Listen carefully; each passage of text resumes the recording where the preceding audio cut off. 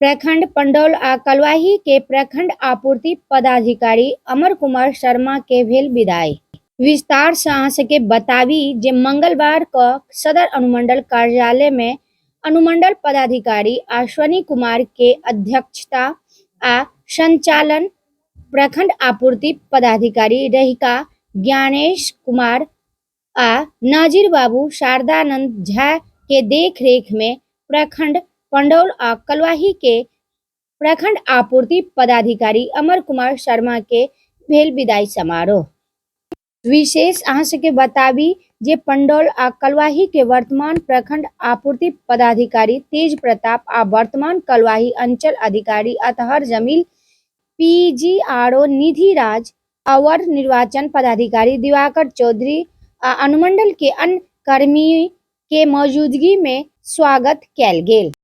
विदाई समारोह के मौका पर अनुमंडल पदाधिकारी अश्विनी कुमार कहला कि अमर कुमार शर्मा आपूर्ति के संग संग अन्य कार्य में भी अनुभवी रहला। ई एगो पदाधिकारी के संग संग व्यवहार कुशल व्यक्ति छला है। हुनका जे भी काम देल गेल ओ खुश मिजाज से ओ काम के केला।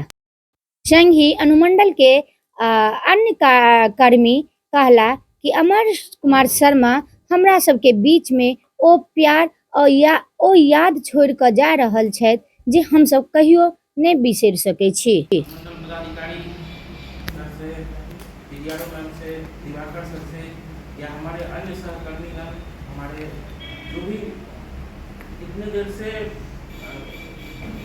मेरे बारे में जो चीज़ भी कहा गया, मैं यही महसूस करता हूँ कि आप लोग का प्यार सम्मान ये बता रहा है कि मैं उस काम को करने में सफल रहा।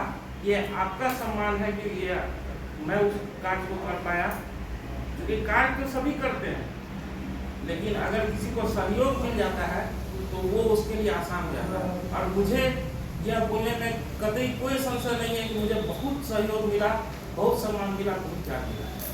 मैं अपना ये गोल्डन पीरियड शायद कभी नहीं भूल पाऊंगा। जहाँ जाऊंगा इस क्षण को याद रखूंगा।